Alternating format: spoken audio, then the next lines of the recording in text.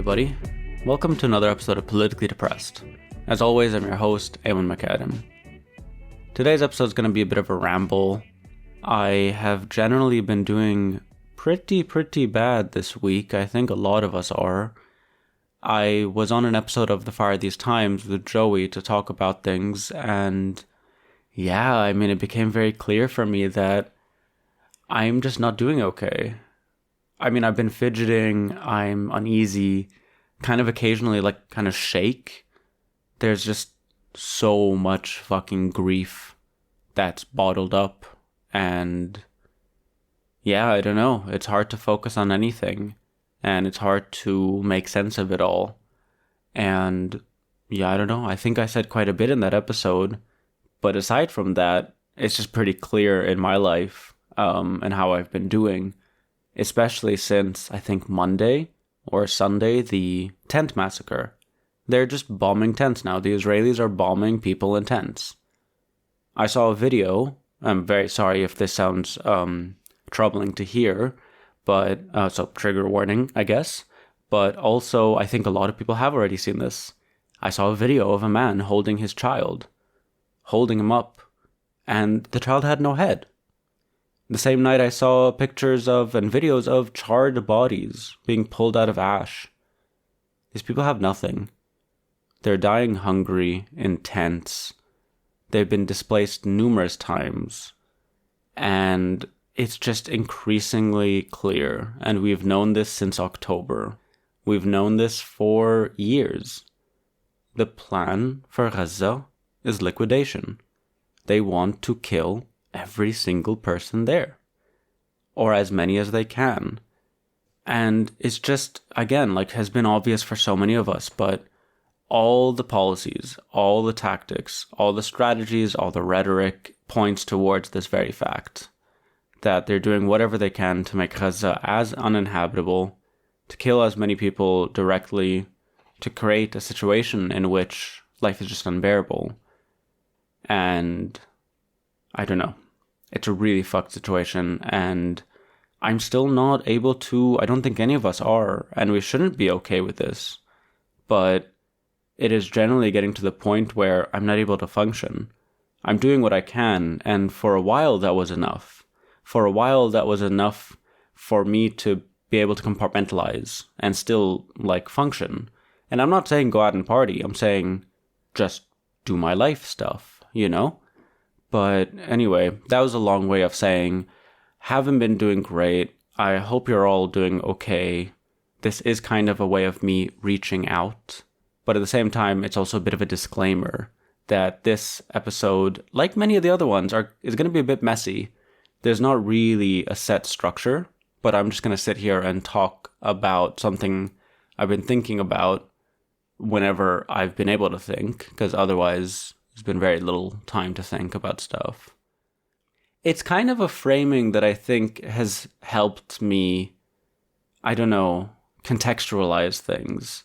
And especially coming from Lebanon, and Lebanon being an ultra, peripheral place. It's so tiny and it feels so obscure. And whenever I talk to people about things in Lebanon, it's been a bit easier, when talking about Palestine, to draw the connections, because so many of these governments in the West, so many of these societies that feel like they're separate, are just directly linked, historically, economically, politically. It's there, right? With Lebanon, it's a bit more difficult, because we're not kind of invaded by a certain group. A lot of our problems are sort of our own making. But at the same time, no, there is and has always been so much interference. It's gone to the point that it's kind of impossible to talk about our shit and the regional shit. Every political party has its sponsor. And lately, the European Union has just been propping up our regime to basically convert Lebanon into an offshore detention center. And so that's become a bit more clear. But if we take a step back, 5 years ago in Lebanon, we experienced a fucking hell of a year, right? October 17, 2019, None of us saw it coming, but there was a fucking revolution. And I still insist on the fact that it was a revolution, even though we have nothing to show for it. And if anything, the society has just become so much more ugly and turned in on itself. But it was an awakening. It was, for so many of us, a point of no return, right? And one thing that I usually do when talking about this is not center myself as essentially a middle upper class Beiruti, but think about those people in the south who were protesting against Hezbollah and Harakat Amal, or those incredibly marginalized communities in the north who have been completely neglected and are so economically precarious. It is their revolution just as much as it is mine. And those moments of awakening, those ruptures, those protests, those forms of organizing that have since dissipated, was huge. It's huge. I think it was the first time in my life, at least, but for a very long time, that there was a genuine sense of unity, of purpose, and of direction, which, again, is completely lost now, but it was new. And soon after, right, the signs had already been there, but an economic collapse began to appear, right, in Lebanon. And basically, I should just say from now, the reason that I'm going deep into Lebanon just for a moment is because my main thing at the moment that I'm thinking about is collapse, right? Collapse, not just as an event, not just as a process, but as a framework to understand and to piece together so many things that we're experiencing at the moment that we're all collectively experiencing, right? Like we are seeing in many ways the collapse of world order, right? As illusionary as it was, it is now becoming incredibly thin and obscure and just, I don't know, it's kind of making me think a lot about, the fucking like 1920s and 30s, wherein, I don't know, we studied the League of Nations, and in hindsight, it was like, okay, clearly that shit wasn't working, but here we are in 2024, and the UN, the fucking ICC, the ICJ, the Security Council, all these fucking groups, all these massive, huge, superstructure institutions are unable to stop a genocide, an incredibly visible, because the United States, the main superpower of the world, is blocking it. Again, this is stuff that a lot of us had already known, but anyway, I'm jumping the gun already. I just wanted to kind of provide a hook in the middle of it, of like, why am I even talking about any of this? Yeah, so the whole thing is going to center around the concept of collapse, which is a word us in Lebanon are very used to, right? We talk about it as a sort of a proper noun, the collapse, al-inhiyar. And in some ways, I actually think that's a bit incorrect, because it's not just a one thing, but I think actually it is, but it is just so all-encompassing. So anyway, to continue about the hell of a year that we experienced in Lebanon, we went from this state of euphoria, of revolution, of progress, of momentum, of purpose, to then the slow decline of insecurity, of uncertainty. Our currency, which for like 2 decades was pegged to the dollar, started slipping. My entire life, $1 was 1,500 lira, and now it's something like 90,000. But for a process of about like 2 years, it would change from day to day. It would go up, it would go down, it would like spike, it would like settle. It was very strange. It was very upsetting. It was very scary. And then COVID hit, and like the rest of the world, COVID was a big deal, obviously. Although it was very funny, and it is still a bit difficult, that COVID was for many of us like the least of our worries compared to everything else that was going on. But for me personally, I took it very seriously. I was very worried about my parents. I was very worried about my grandparents. And it definitely took a massive fucking toll on my mental health. And I didn't go out much. But then a few months after that, so like this was August 2020, at the moment in which we had all felt that things were collapsing, and we were talking about the collapse, the fucking port explodes.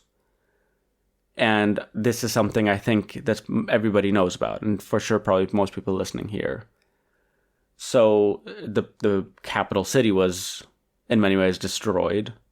The currency's been destroyed. The economy is destroyed. We don't have a president. There's been political fighting for like 2 years now or something. They can't decide on a president, but also that gets really complicated, and I never like going too much into detail about it because it obscures the kind of fact that this is a neoliberal oligarchy. And even though they have their disputes, there is like joint agreement in this kind of essentially class war against the entire population. And so it's in that atmosphere. I mean, it's right after the explosion that I decided to leave, that I decided I'm going to do whatever I can to get the fuck out of here, right? I don't have any other passport. And so what I experienced coming here is the complete opposite, right? There's no sense of a collapse. For the first couple of years that I was here, there was this really weird feeling when I came to Vienna. You know, I lived here 10 years ago, and I went to my old neighborhood, and the like same Turkish grocer is still there, right? The same barber shop that was across from my place is still there. The weird bootleg store that would stay open to like illegal hours and would sell very sketchy vodka, still there. And not just that, but there were some new things. And there were new pieces of infrastructure, and there was a new subway line, and there was just this strange feeling of, I don't know, me coming from outside. But not just in a physical sense, but also coming from a place of collapse, right? Not just from a collapsing place, but coming from collapse to a place that's sort of like on the surface still stable. And I found it very difficult to talk to people because I would kind of be very exoticized, right? When I talk about these things, it's like very distant for them. And I'd constantly try to connect it to them and their experience. And I found that insufferable, and I stopped doing it. And this is why I like no longer hang out with white people or like any of my partner's friends. Like very early on, I was like, I can't be with them. You know what I mean? It's too exhausting. But basically the thing that never fully fit and that was like constantly so alienating was like, you know, I had experienced these things like, yeah, that's the third world, right? You've come into the first world. These and never the twine shall meet. And I'm constantly saying, and now I think in the last 8 months, as the genocide in Gaza is just accelerating and unfolding, and European complicity is just brutally clear with every student protest, with every encampment, with every act of police brutality, with every just morbid expression of solidarity with the settler colonial state that is enacting a genocide. And I have this episode that I did a couple of weeks ago about A Clockwork Orange, and I think that is still something that's very valid and connects with what I'm about to talk about. You know, insofar as many of the things we're seeing is not a perversion, is not a defect, but it's a return to form of an imperialist, capitalist, patriarchal Europe, right? But nonetheless, in the return to form, it is still a rupture. And what exactly is being ruptured is so much of this kind of facade of democracy, of freedom of expression, of freedom of assembly, that this is the more civilized part of the world and that they've kind of learned from their history and they've moved on. I'm constantly reminded of this white German guy, Austrian actually, who was like a bit frustrated that I kept talking about European fascism because he was like, oh, can we move on? Like, that was 70 years ago. It's not interesting anymore. Let's talk about something else. And I was like, well, no, because clearly the fact that you don't want to talk about it indicates that you're not over it. And again, as we're seeing now, the way that Germany has completely lost its fucking mind and is just doing their anti-Semitism again. It's doing their white supremacy. It's doing their, we decide who is the oppressed and we decide that these people are not, and we decide who is a Jew and we decide who is, it's fucked up. It's absurd. And in isolation, it just does not make sense. But I see a lot of the things that have been building over the last few decades I see them collapsing, right? And we're all watching them collapse before our eyes. So many European values, or what are claimed to be their values, are dead. And they've died on the beaches of the Mediterranean. And with every funding of Frontex, the border police of the European Union, with every aid package to these authoritarian regimes to coordinate and to prevent further migration, this is another form of collapse. Again, I think the idea of collapse is so important because there is this common feeling that we can't get our footing, we can't ground ourselves in certain realities because things keep shifting, this concept of this term of unprecedented that keeps coming up, now Trump is the first president or former president to be a convicted felon, like unprecedented times, and the pandemic, unprecedented times, and the war in Ukraine, the genocide in Gaza, unprecedented times. The ICC filing, an arrest warrant against a Western ally, Netanyahu, unprecedented. I don't know. For me, unprecedented feels like one of those journalistic safe terms that we should all just get rid of, alongside so many others. And collapse, right? The collapse of international law. The collapse, and this is why climate collapse is a term that I stick on to as well, instead of just climate change. Because there is a structure that kind of sort of functions or has been in place. I mean, in terms of climate for fucking thousands, millions of years, that is now collapsing. And another reason that collapse is so important, we do not know what the future state will look like, what the future state of the climate, of our society, of politics, of the economy. When something collapses, it is unpredictable what it will turn into. And it's not like a controlled thing. We have no idea. And again, that really scares me.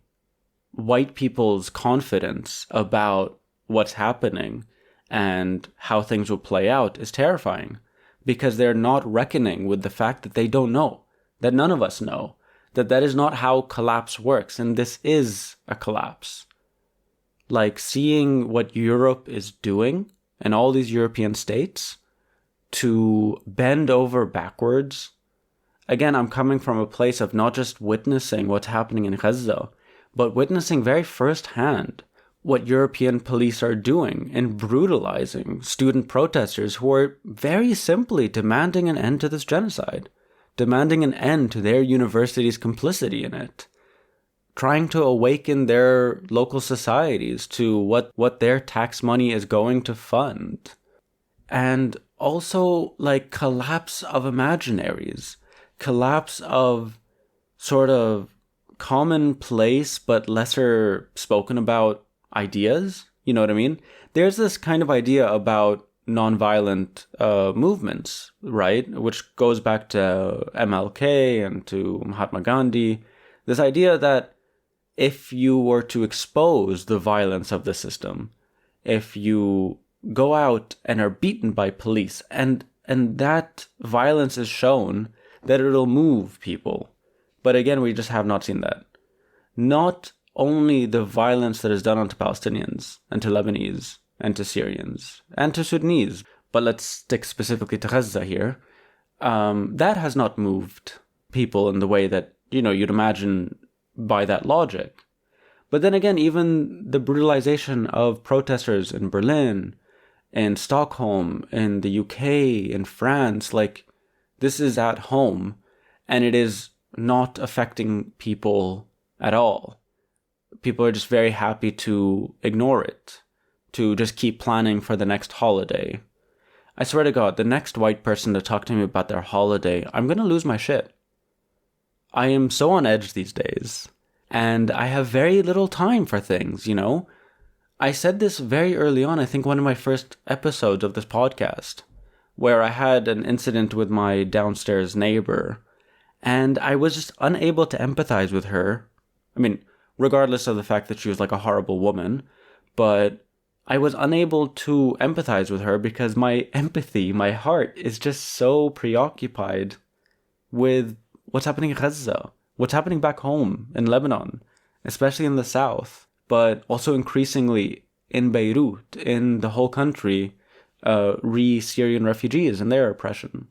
And so, yeah, I have like no empathy. I have no, if someone were to tell me, I'm not gonna, people ask me how I'm doing. I have no ability to cover it up. I just say I'm doing terrible.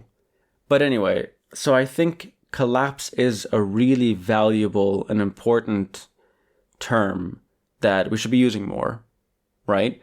And thinking about. And I think that is where we're at, right? We are in a state of collapse globally. And I think collapse is the inevitable outcome of so many contradictions, capitalist contradictions, democratic contradictions, colonial contradictions that have just run their course. They no longer work. There are just so many contradictions to the way capitalism works, and it is just hitting a certain wall, and at that point there's a rupture and there's a collapse. So again, I think the structure of this episode actually kind of makes sense. Me starting with Lebanon, talking about collapse as a concept, as a framework, and then talking a bit about Europe and like the current moment. Because I think if there's anything that we in Lebanon can really teach people, it is about collapse, right? How to see it coming, how to deal with it, how not to deal with it, and how to understand it, how to place yourself within it. We're still figuring all this out, but we have like a 3-year head start. And that kind of does put us at a disadvantage because we are like 3 years plus burnt out compared to some. Others are more burnt out for longer, especially, let's say, Syrians. But yeah, that's something that, again, in the framework that I wish more people wouldn't just see places like Lebanon or Palestine or Sudan as kind of just foreign entities over there that have their own things that are completely irrelevant.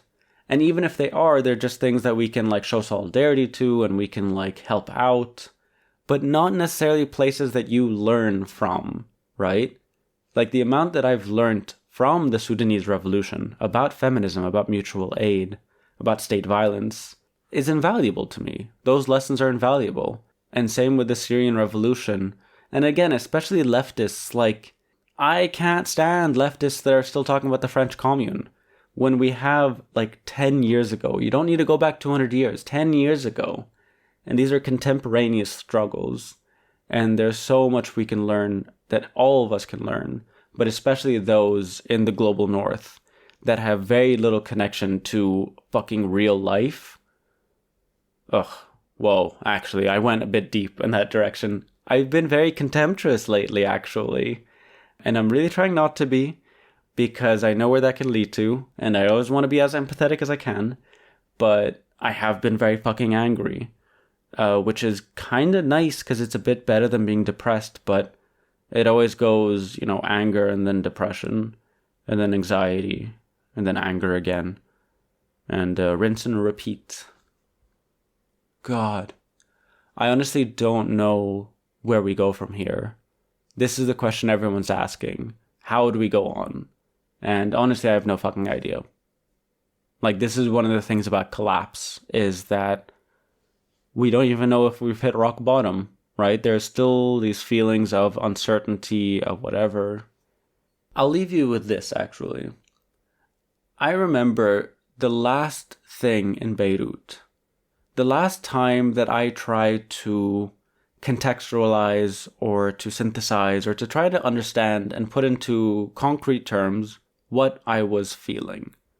And the last thing that I remember that was like, that makes sense, is that the feeling that I had being in Lebanon in 2020 and 2021 was the feeling of leaning back on a chair and hitting that point in which you feel your feet, you've gone too far and your heart sinks and you've realized, fuck, you're gonna fall and there's no way to stop it. But it's perpetual. That is exactly why I think about collapse, also as a state of mind, also as a feeling, as an uncertainty about the future, but a fear, and an inability to ground yourself in anything.